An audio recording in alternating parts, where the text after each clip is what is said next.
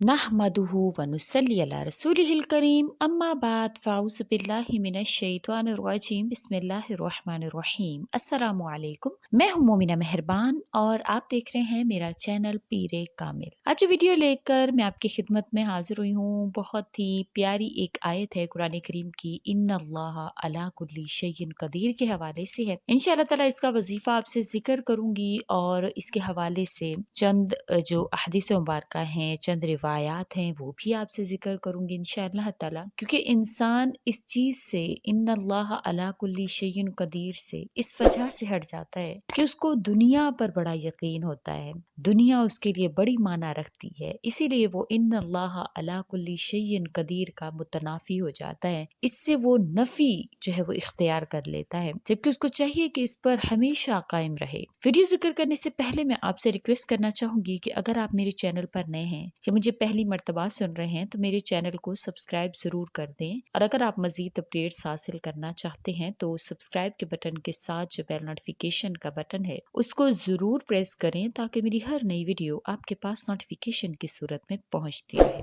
इन्नल्लाह अला कुल्ली शैइन कदीर, अल्लाह ताला बेशक हर चीज पर कादिर है। हज़रत फुज़ैल बिन अयाज रहमतुल्लाह अलैह से मनकूल है कि दुनिया क़यामत के दिन इस तरह लाई जाएगी कि वो अपनी ज़ेबो ज़ीनत में टहलती हुई आएगी और अर्ज करेगी, ए अल्लाह तू मुझे अपने बेहतरीन बंदों का ठिकाना बना दे। अल्लाह ताला इरशाद फरमाएंगे कि मैं तुझे इनके लिए पसंद नहीं करता, तो बिल्कुल लायानी है, जा बिखर जा, गुबार बन जा। चुनाचा वो बिखरा हुआ गुबार बन जाएगी। आज हम कोशिश किस लिए कर, आज हम दुनिया में ऐसे गर्क हो गए हैं कि हमें अल्लाह की जात याद ही नहीं है। हमें ये याद ही नहीं है कि हमारा सामना कल कयामत को अल्लाह की जात से होना है। हम क्यों नहीं यकीन कर लेते उन चीजों पर जो अल्लाह ने नाजिल की हैं? हम क्यों नहीं यकीन करते उन आमाल पर जो नबी करीम सल्लल्लाहु अलैहि वसल्लम ने हमें बतलाए हैं? इस दुनिया के खातिर जिसकी कदर अल्लाह के सामने कुछ भी नहीं है, अल्लाह ने इसको कभी मच्छर का पर कहा, कभी मकड़ी का जाला कहा। इस दुनिया के लिए हम सब कुछ करते हैं लेकिन अल्लाह की खातिर कुछ नहीं करते। हज़रत इब्न अब्बास रज़ी अल्लाह तआला अन्हु से रिवायत है कि दुनिया को कयामत के दिन एक बदसूरत बूढ़ी खोसट की शक्ल में लाया जाएगा। आंखें नीलगों होंगी, दांत बाहर को निकले हुए होंगे, भयानक शक्ल। जो भी देखेगा वो इससे घिन करेगा। इसे लोगों के सामने करके कहा जाएगा, क्या तुम लोग इसे पहचानते हो?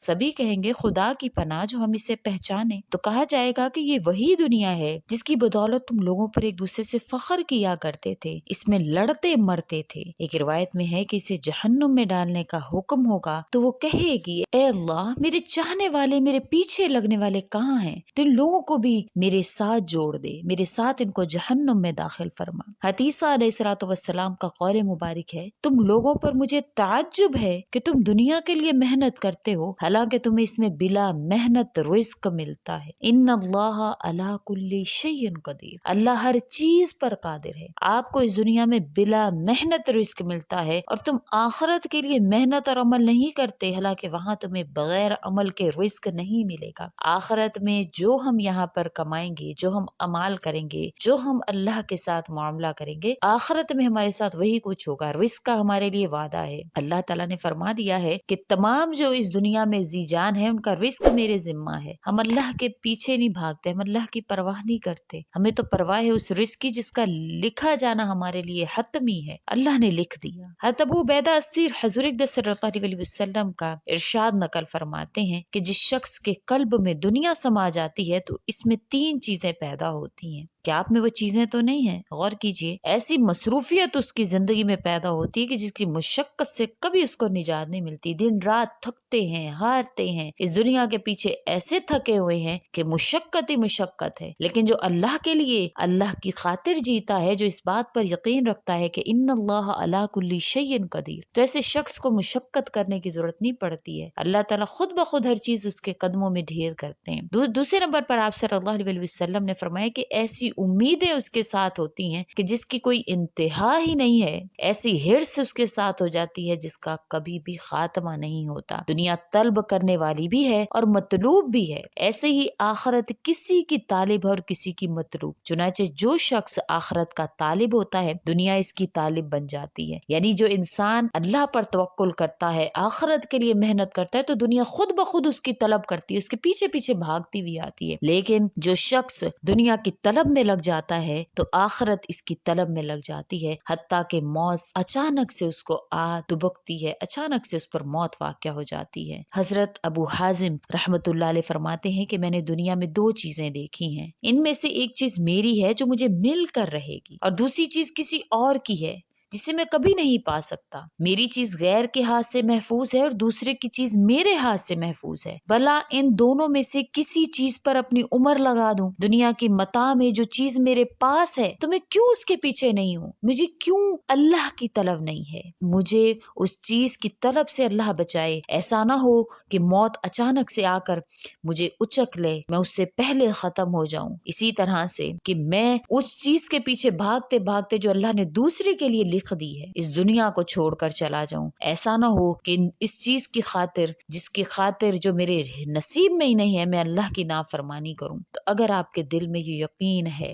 ان اللہ علی کل شیء قدیر، کہ میرا رب ہر چیز پر قادر ہے، تو انشاءاللہ تعالی آپ کو کسی بھی چیز کا جو ہے وہ اللہ تعالی محتاج نہیں بنائیں گے، ہر چیز آپ کے قدموں میں ڈھیر کر دیں گے۔ جیسے کہ نبی کریم صلی اللہ علیہ وسلم نے فرمایا، جو آخرت کا طالب ہوتا ہے تو دنیا خود بخود اس کی طالب بن جاتی ہے۔ تو حضرت سعد بن ابی وقاص رضی اللہ تعالیٰ عنہ حضرت سلیمان رضی اللہ تعالیٰ عنہ کی مزاج پرسی کے لیے تشریف لے گئے جبکہ وہ مریض تھے۔ حضرت سلیمان رضی اللہ تعالیٰ عنہ رونے لگے، حضرت سعد رضی اللہ تعالیٰ عنہ ان کو تسلی دینے لگے کہ روتے کیوں ہو، تم تو وہ خوش نصیب ہو جس سے نبی کریم صلی اللہ علیہ وسلم راضی اور خوش اس دنیا سے تشریف لے گئے۔ سلیمان رضی اللہ تعالیٰ عنہ کہنے لگے کہ میں موت سے گھبرا کر نہیں رو رہا اور نہ ہی دنیا کے حرص میں روتا ہوں۔ دراصل بات یہ ہے کہ نبی کریم صلی اللہ علیہ وسلم نے ہم سے عہد لیا تھا کہ دنیا سے اتنا ہی حصہ وصول کرنا جتنا کہ ایک سوار کا زاد سفر ہوتا ہے، اور میرے گرد سانپ بچھو یعنی مال و اسباب جمع ہے، حالانکہ اس وقت ان کے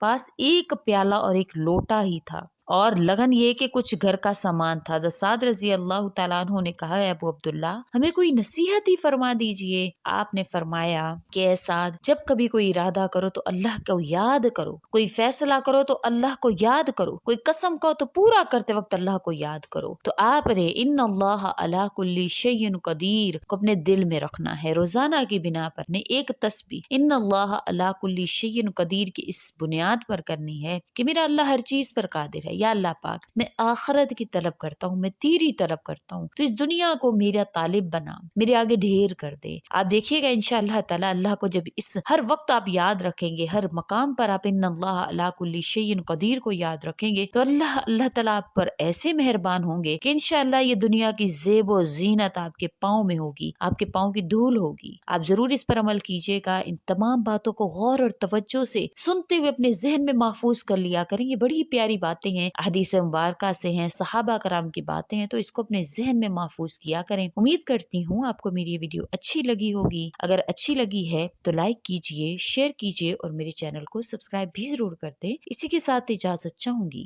وآخر الدعوانا ان الحمد للہ رب العالمین۔ اللہ حافظ۔